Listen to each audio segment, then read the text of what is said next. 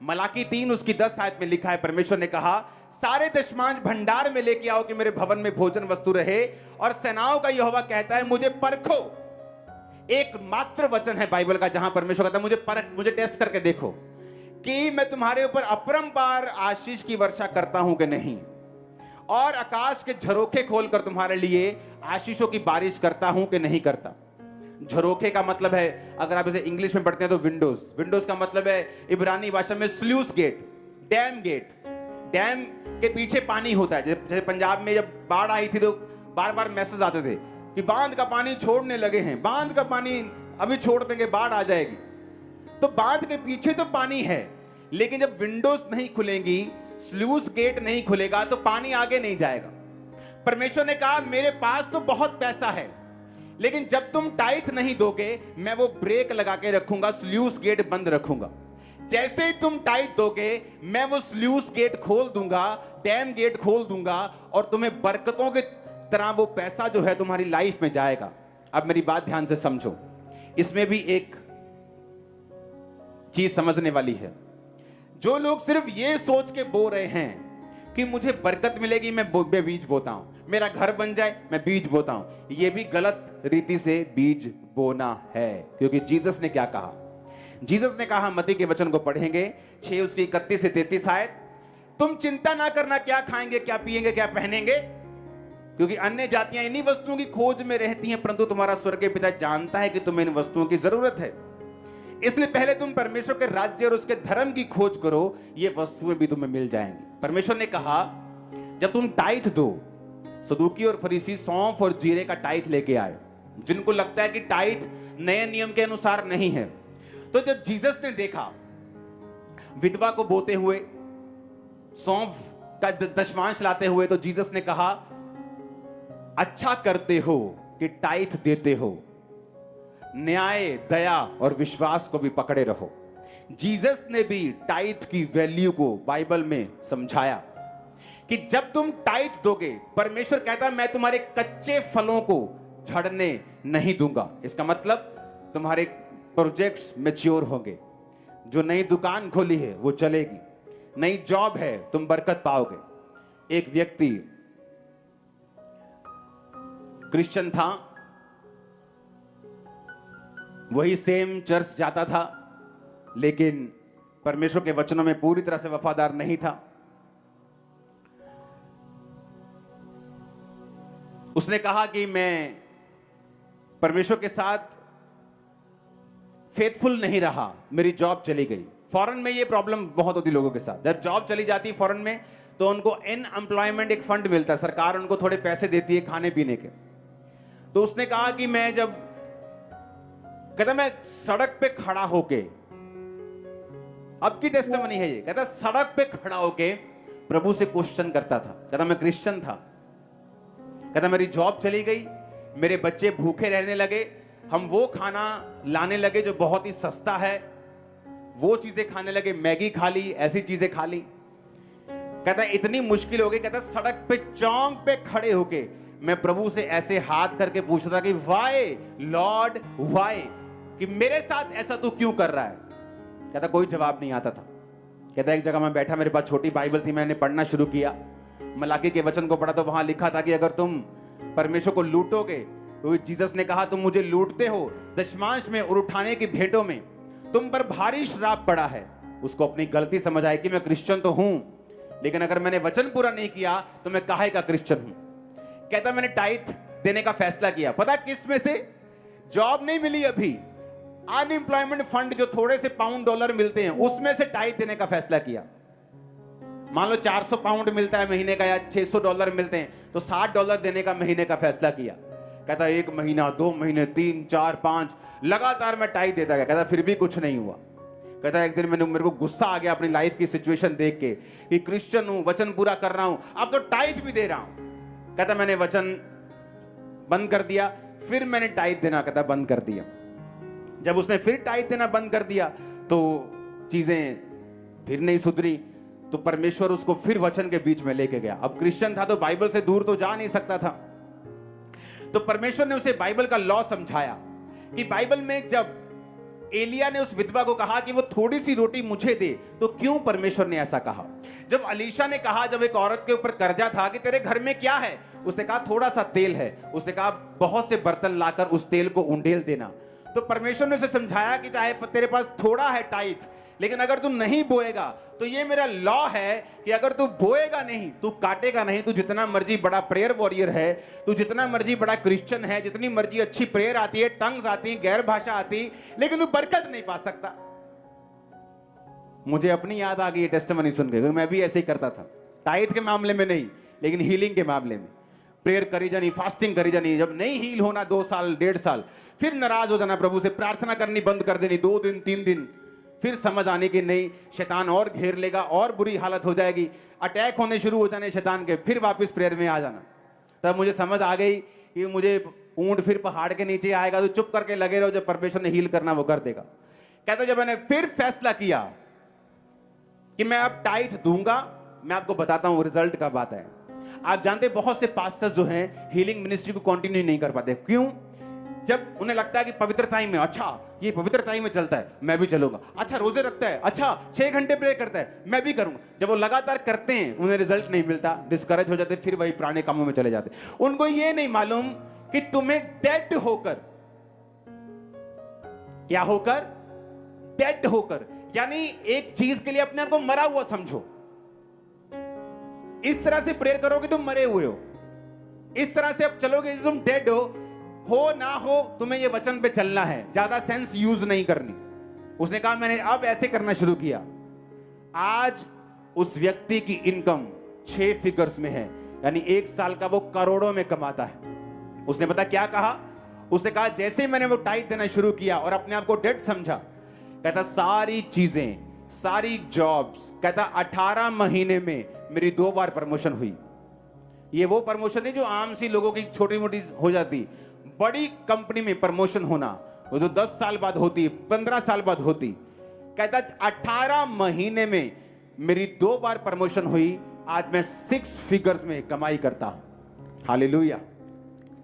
ये सारी टेस्टिमनी अब की है जो मैं आपको दे रहा हूं, जिन्होंने परमेश्वर के ऊपर विश्वास किया, परमेश्वर को समझा, किस तरह से परमेश्वर अपनी वाचा को पूरा करता है।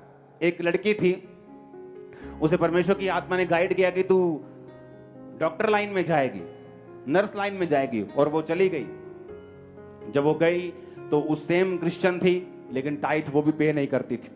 और जब उसने अपनी जॉब को कंप्लीट किया, उसके बाद उसे एक जॉब मिल गई, उसे पढ़ाई कंप्लीट करने के बाद, तो उसने कहा मेरे जो जॉब थी वो मेरे घर से बहुत दूर मुझे जाना पड़ता था, और तेल खर्चा करने के बाद, सारे एक्सपेंस करने के बाद मेरी कमाई इतनी कम थी। उसने भी सेम बात बोली कि मैं वो खाना ग्रोसरी से लेके आती थी जो जल्दी पकता हो और सस्ता पड़ता हो। कहती मैं न्यूडल्स खाती थी, रेडीमेड मैगीज खाती थी, मेरे पास खाने के लिए भी पैसे नहीं थे और मैं तंग थी। सेम वही बात उसको परमेश्वर के वचन का मालूम हुआ कि अगर हम परमेश्वर के वाचा को तोड़ेंगे तो हम कभी भी बरकत नहीं पा सकते। कितनी सुंदर बात है जो उसने कही। उसने कहा 90% अपनी कमाई का 10वां हिस्सा देके जो 90% है उसके साथ खुदा को रखना, ये बेटर है 100% बिना खुदा के। उसने कहा हुआ क्या? जब मैंने टाइट देना शुरू किया, मुझे एक कॉल आई कि आपको आपके घर के पास ही एक जॉब ऑफर हुई है। उसने कहा मेरे सारे रास्ते का जो खर्चा 30%, अगर मैं 1 लाख रुपए महीना कमाती थी तो 30,000 उसका आने जाने का लगता था, वो बचा। उसने कहा 70% एक्स्ट्रा पे मुझे जॉब मिली। उसने कहा मैं 7 दिन काम करती थी, टाइट देने के बाद जो जॉब मिली उन्होंने मुझे सोमवार से लेके शुक्रवार तक काम दिया। अब हफ्ते में 5 दिन काम करती थी, 70% ज्यादा कमाती थी, खर्चा कम हो चुका था, और परमेश्वर के नाम में आज वो ब्लेस है और सेवकाई कर रही है। ये सारी जीवित गवाहियां जो मैं आपको दे रहा हूं, ये भाई की, ये बहन की जितनी टेस्टिमनी, क्यों? एक वाचा है, एक एग्रीमेंट हुआ है आपका और मेरे साथ।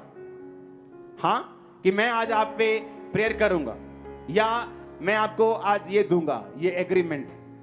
परमेश्वर ने कहा मैं तेरे साथ एग्रीमेंट करता हूं कि मैं तुझे सब जातियों से श्रेष्ठ करूंगा, तुझे उधार लेना नहीं पड़ेगा। तू जातियों को उधार देगा पर तू उधार नहीं लेगा।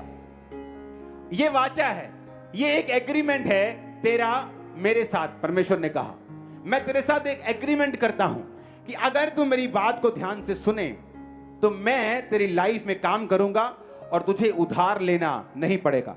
इसलिए मैंने थर्सडे लोगों को बताया था कि आज के बाद बाइक लेना हो, गाड़ी लेनी हो, आपको इंस्टॉलमेंट पे लेने की जरूरत नहीं है।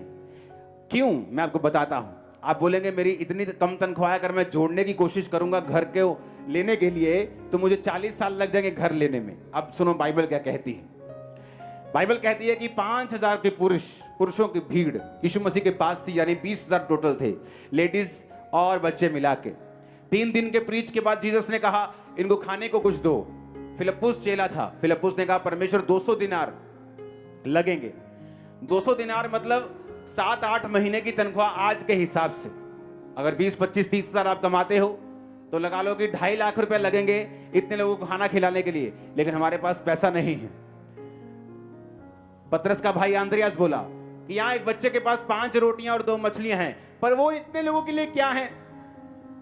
अब दोनों क्या देख रहे हैं? ह्यूमन पॉसिबिलिटी, संसारिक दृष्टि के साथ क्या ये पॉसिबल है कि मैं कर्जा ना लूं, मैं इंस्टॉलमेंट पे घर ना लूं, मैं बाइक ना लूं, मैं गाड़ी ना लूं, मैं कर्जा ना उठाऊं, कमेटियां ना उठाऊं या कुछ ऐसा ना करूं? क्या ये पॉसिबल है? पॉसिबल है। कैसे? जब तक हम अपना आंख, अपनी दृष्टि संसारिक तरीकों पर रखेंगे, परमेश्वर काम नहीं कर सकेगा। परमेश्वर, बाइबल में लिखा है कि परमेश्वर खुद जानता था कि वो क्या करेगा। परमेश्वर ने कहा चेलों को, सब लोगों को 50-50, 100-100 करके लाइनों में बिठा दो और लाओ 5 रोटियां और 2 मछलियां, और उसको ब्लेस किया और तोड़ तोड़ कर चेलों को देता गया। और बाइबल कहती 20,000 लोगों ने खाया। 5,000 तो पुरुष थे, कभी 5,000 कभी 4,000, और 12 टोकरियां उनमें से बच गईं। हालेलुया। इसका मतलब क्या? इसका मतलब हम कर सकते हैं अगर हम जीसस क्राइस्ट के वचन को, कौन है यीशु मसीह? आज अगर यीशु मसीह को इन्वॉल्व करना है, शामिल करना है अपनी लाइफ में, अपने सीन में, तो कैसे करोगे? उसके वचन को। जीसस ने कहा आदि में परमेश्वर वचन था और वचन परमेश्वर के साथ था और वचन ही परमेश्वर था, कि जीसस क्राइस्ट वचन है। जब मैं वचन को शामिल करूंगा अपनी लाइफ में कि मुझे कर्जा नहीं लेना है, टाइट देना है, मुझे परमेश्वर के वचन को सुनकर उसके धर्म और राज्य की खोज करनी है, अपनी लाइफ को आत्मिक बनाना है, तो परमेश्वर की यह वाचा है कि वो मुझे इतनी बरकत देगा कि रखने की जगह नहीं होगी। आपको ये दिमाग में रखना है, आपको ये कंसंट्रेशन दिमाग में ऐसा बना के रखना है। आप यहूदी लोगों को देखो, बड़ी बड़ी फाइनेंस कंपनियां यहूदी लोगों की हैं, कर्जा देने वाली बहुत से बैंक्स यहूदी लोगों के हैं। क्यों? वचन व्यवस्था पूरी हुई है कि तू बहुत सी जातियों को कर्जा देगा, पर तू उनसे कर्जा लेगा नहीं। अगर आपको वो लेना है जो वचन कहता है, आपको अपनी ग्राउंड के ऊपर, आपको वचन के ऊपर एक स्टैंड लेना होगा कि आज से एक आत्मिक यहूदी होने के नाते मैं स्टैंड लेता हूं कि आज से मैं कर्जा नहीं लूंगा, आज से मैं कर्जा दूंगा। और आप क्या देखेंगे, चाहे आपकी तनख्वाह उतनी ही है, आप टाइट पे कर रहे हैं, परमेश्वर इंतजाम करेगा। आप वही बाइक्स लेंगे कैश चेक्स में, वही गाड़ियां लेंगे फुल पेमेंट के साथ, वही घर बनाएंगे। आप देखेंगे यीशु के नाम में आमीन ऊंचा चाहिए चर्च। नीति वचन 23 उसकी 4 में क्या लिखा? उसने कहा धनी होने के लिए परिश्रम ना करना, अपनी समझ का भरोसा छोड़ना। क्या लिखा? एक तरफ परमेश्वर कहता है कि मैं तेरे हाथों के कामों पर बरकत दूंगा, एक तरफ परमेश्वर कहता है कि I will give you power to get wealth, और एक तरफ कहता है धनी होने के लिए परिश्रम ना करना और अपनी समझ का भरोसा छोड़ना। क्योंकि धनी होने के लिए आपको वो परिश्रम नहीं चाहिए जो लोग करते हैं, दिन और रात की किच किच पिच पिच जो वो करते हैं। आपको वचन के ऊपर चलना है। आप एक टाइगर को अगर देखेंगे जो टाइट देते हैं, आप अगर उनको देखेंगे, वो मेहनत नहीं करते जो लोग करते हैं, लेकिन उनका रिजल्ट उनसे कहीं ज्यादा है, कहीं अधिक ज्यादा, क्योंकि परमेश्वर उनकी मेहनत के ऊपर बरकत दे रहा है, उनकी फिजूल खर्चियों को खत्म कर रहा है। अगर आप अपनी जिंदगी का हिसाब लगाएं, जितना टाइट हमने नहीं दिया, और कुछ सालों में अगर हम अपनी फिजूल खर्चियों को उन सालों में देखें, वो उनसे ज्यादा निकलेंगी जो टाइथ हमने परमेश्वर को देना था। हम हॉस्पिटल में खर्चा करने के लिए तैयार हो जाते हैं, लेकिन टाइथ पे नहीं करते। कर्ज हमारे ऊपर लेने के लिए तैयार हो जाते हैं, लेकिन टाइथ पे नहीं करते। हालेलुया। एक औरत की गवाही मैंने आपको थर्सडे दी थी कि एक बिजनेसमैन औरत थी कि जब बिजनेस चल रहा था तो उसने कहा कि मैं क्रिश्चियन थी लेकिन टाइथ पे नहीं करती थी। सब कुछ ठीक था, थोड़े बैंक से लोन था, सब कुछ अच्छा चल रहा था। अचानक एक रिसेशन आया, थोड़ा डामाडोल हुआ, बिजनेस कम हो गया, लोन बढ़ गया, बैंक का लोन बढ़ गया, थोड़ी सारा गड़बड़ हो गई, लेकिन फिर भी ठीक था। अपने फैमिली के साथ खाना पीना। कहती ये नहीं कि मैं टाइथ नहीं देती थी तो मेरी इंस्टॉलमेंट नहीं जा रही थी, इंस्टॉलमेंट जा रही थी, बिजनेस में कमाई आ रही थी, पर कहती उस कमाई से इंस्टॉलमेंट देते देते मेरी पूरी जिंदगी बीत जाती, लेकिन वो लोन खत्म नहीं होता। अगर मैं 40 की हूं तो 70 की हो जाती तो भी वो लोन खत्म नहीं होता। वो इतना करोड़ों में लोन चला गया था। पर कहती सब वैसे सब ठीक था, लोन चल रहा था, इंस्टॉलमेंट चल रही थी, ऐसे नहीं कि मैं टाइथ नहीं देती थी, कुछ ऐसे ही हाहाकार मच गई थी। लेकिन मुझे ये मालूम था कि मेरी लाइफ में कर्ज ऑपरेट कर रहा है, श्राप ऑपरेट कर रहा है। उसने कहा जब मैंने वचन को पढ़ा, वो वचन भी कैसे मालूम हुआ उसको, उसने बुक्स पढ़नी शुरू की मनी के ऊपर। तो नेचुरली जो वो बुक्स पढ़ने लगी मनी के ऊपर, तो वो उन ऑथर्स ने लिखी थी जो बाइबल पे विश्वास करते थे। और जब वो बुक्स पढ़ने लगी और बाइबल पे विश्वास करने वाले ऑथर्स की बुक्स पढ़ने लगी, तो उन्होंने मेंशन किया था कि ये लॉ है प्रकृति का कि किसान चाहे रोए, चिल्लाए, दुखी हो जाए, मर जाए, आत्महत्या कर ले, बिना बीज के उसके फसल नहीं हो सकती। वो जाएगा, बीज बोएगा तो फसल होगी। बहुत से प्रेयर वॉरियर अब टूटे हुए क्यों होते फाइनेंशियली? उन्हें लगता है हम बहुत प्रेयर करते हैं, 8 घंटे प्रेयर करते हैं। कुछ पास्टर्स भी 6-6 घंटे प्रेयर करके फाइनेंशियली बरकत नहीं पाते। क्यों? क्योंकि प्रेयर करना आपकी बरकत फाइनेंशियली का कारण नहीं बन सकता, क्योंकि प्रेयर करना एक अलग मसला है, बीज बोना एक अलग मसला है। मेरी बात को ध्यान से समझना, ये एक लॉ है।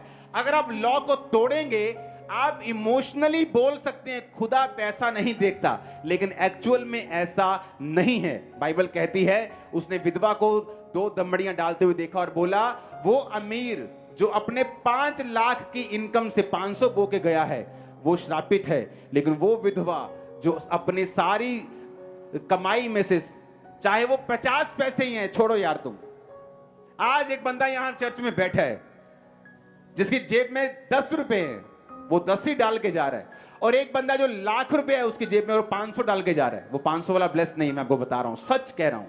चाहे उसकी ऑफरिंग उससे 50 गुना ज्यादा है, परमेश्वर ऑफरिंग नहीं देख रहा, तुम्हारे पास क्या है और तुम कितना दे रहे हो, उस हिसाब से परमेश्वर देख। ये लॉ है, आप तोड़ेंगे आपकी मर्जी है।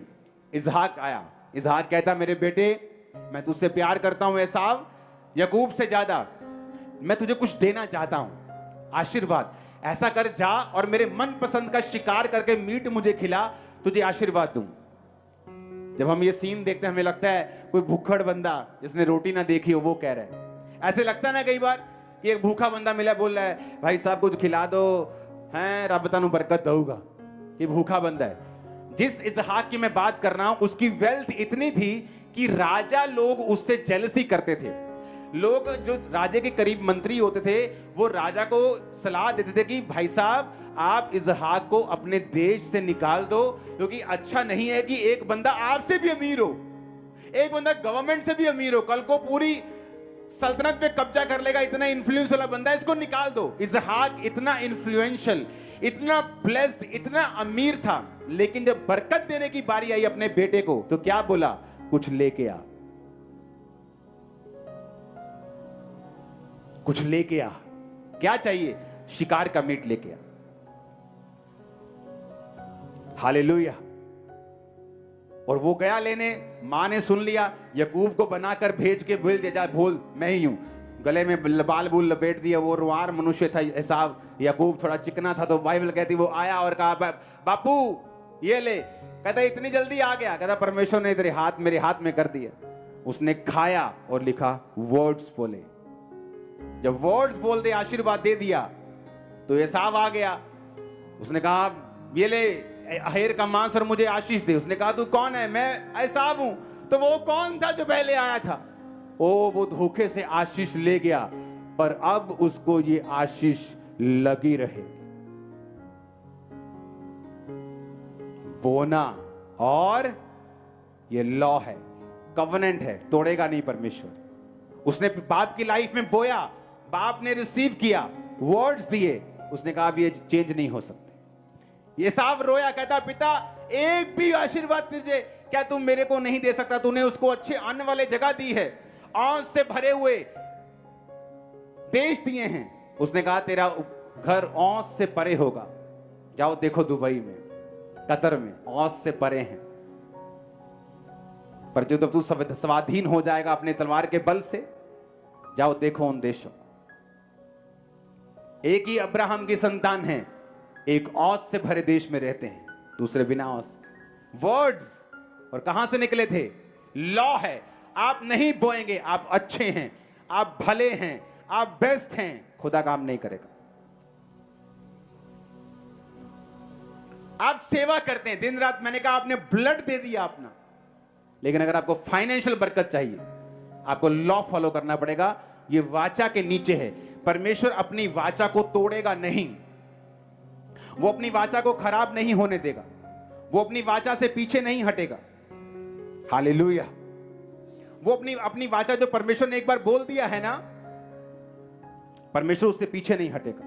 लेकिन उस वाचा का एक एग्रीमेंट जो है, उसके टर्म्स एंड कंडीशंस हैं। हालेलुया।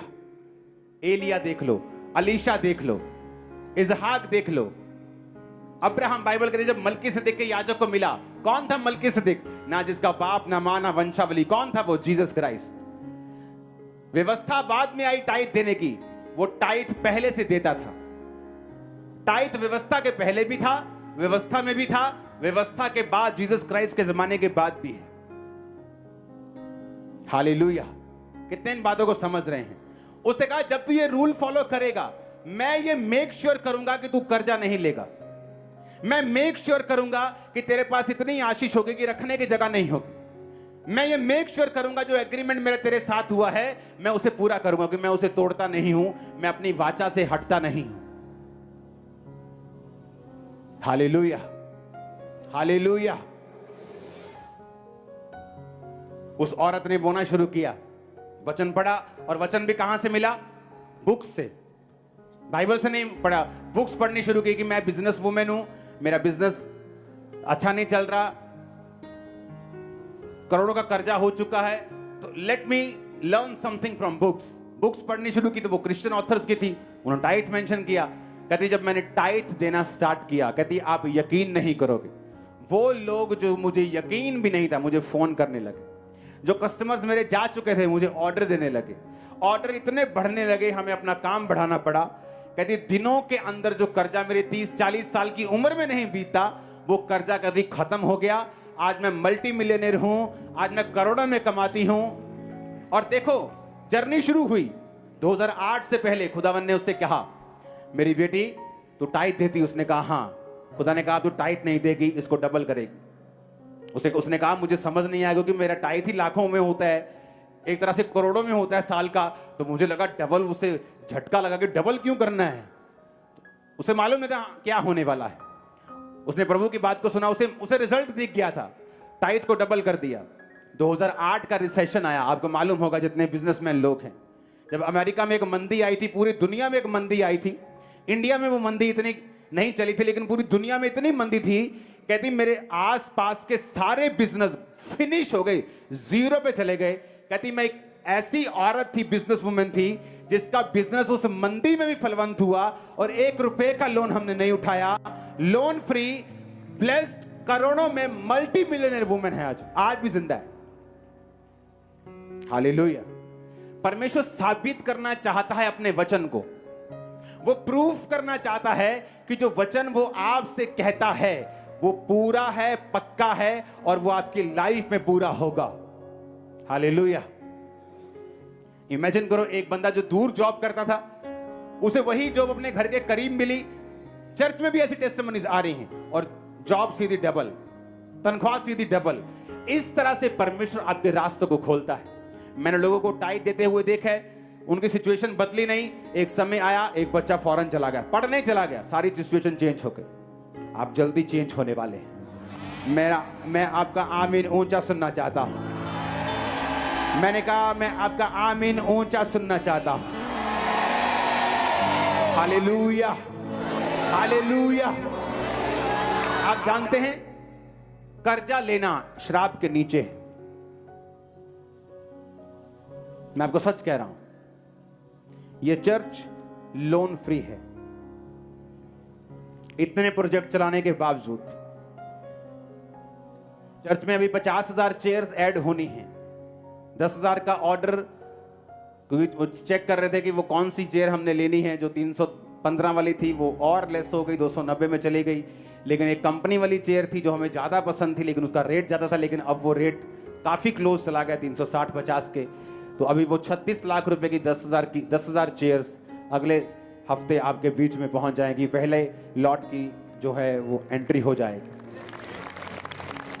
चर्च का काम भी शुरू हो जाएगा। मेन पंडाल जो है वो भी तैयार होना शुरू हो जाएगा, क्योंकि आपका जो मेन है पेयर माउंटेन वो कंप्लीट हो चुका है। अब सारी टीम चर्च में काम कर रही है।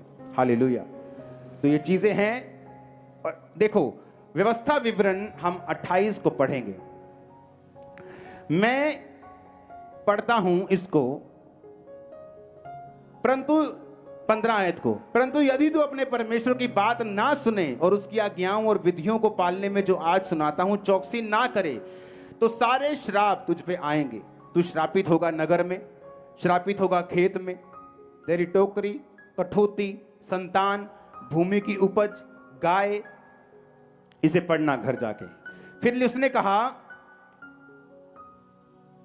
44 आयत में कि वो तुझको उधार देंगे जब तू श्रापित होगा, परंतु तू उन लोगों को उधार नहीं दे पाएगा। तू सिर ठहरेगा नहीं ठहरेगा, वो सिर होंगे और तू पूंछ होगा। ये श्राप थे। आशीष भी थी कि जब तू मेरी वाचा में अड़ा रहेगा तो आशीष क्या होगी, तू उधार देगा लेगा नहीं। लेकिन अगर वाचा टूटेगी तो तेरे देश में निशानियां होगी कि तू संघर्ष करेगा, फाइनेंस में, परिवार में, बिजनेस में, सब जगह। अपने शरीर में भी बीमारियों के विषय में भी लिखा है और कहा कि तू उधार लेगा देगा नहीं। मैं अपनी लाइफ को ब्लेस मानता हूं, क्योंकि ये ब्लेसिंग के वर्ड मेरी लाइफ में कंप्लीट हुए हैं। हालेलुया। अगर आप चाहते हैं कि परमेश्वर आपको कर्जे से फ्री करे, आपको जीसस क्राइस्ट को इन्वॉल्व करना पड़ेगा, शामिल करना पड़ेगा अपने सीन में। गुड क्रिश्चियन बन के आपको शामिल करना पड़ेगा। और मैं आपको वायदा कर रहा हूं, आप इस वचन को दोनों को सुनेंगे। ये वचन आज एंड होता है। आप थर्सडे संडे के वचन को दोबारा से रिपीट मोड में सुनेंगे। जब क्योंकि आपको गाना पसंद आता है रिपीट मोड में सुनते ना, हाँ, तो वर्शिप सॉन्ग पसंद रिपीट मोड में सुनते हैं। उसी तरह से वचन को रिपीट मोड पे सुनना है। आज भी ले हैंड होगा, चाहे रात हो जाए, शाम हो जाए, डोंट वरी। और मैं आपको बता रहा हूं, आपकी जनरेशंस इस वचन से बरकत पाएंगे। जनरेशंस तक, आने वाले पोते पड़पोते, परिवार में आपके रूल बन जाएगा, आप कर्जा नहीं लेंगे। आपको मालूम होगा कि ये वचन के खिलाफ है किसी से मांगना, देना 200 रुपए, देना 400 रुपए। अगर मालूम है संडे के लिए किराया चाहिए तो मैं मंडे से जोड़ूंगा। खुदा को बोलूंगा, खुदाबंद मैं टाइदर हूं, दशवान देने वाला हूं, मेरे जीवन में ये वर्ड पूरे होने चाहिए, मैं तुझे फॉलो करने वाला इंसान। क्योंकि परमेश्वर ने कहा अगर तुम बीज बोवोगे और जमीन की रक्षा नहीं करोगे, व्यभिचार में चले जाओगे, गलत काम करोगे, तो बीज फल नहीं लाएगा। और ये लॉ है, तुम्हें पसंद आए ना आए, कि तुम बोओगे तो काटोगे। ये लॉ है। परमेश्वर अपने लॉ को, वाचा को तोड़ता नहीं। एग्रीमेंट है परमेश्वर का आपके साथ कि वो आपको श्रेष्ठ करेगा। मैं आपको बता रहा हूं, मेरी बात को कान खोल के सुनना। एक समय आएगा आप अपने बॉस से भी अधिक अमीर होंगे। याद रखना आज मेरी बात को, याद रखना। ये खुदा ने आपसे कहा था, मैंने नहीं कहा। होली स्पिरिट आपसे बात कर रहा है। होली स्पिरिट आपसे बात कर रहा है। तुम अपने बॉस से भी अधिक अमीर होंगे फ्यूचर में। आप मेरी बात समझ रहे कि नहीं? आज से ऐसे क्रिश्चियन बनना, वचन पे खड़े रहना। खुदावंद आपको बरकत दे, आपकी हदों को बढ़ाए। अपनी हाथों को उठाओ, आंखों को बंद करो, घुटनों के बाहर आ जाओ।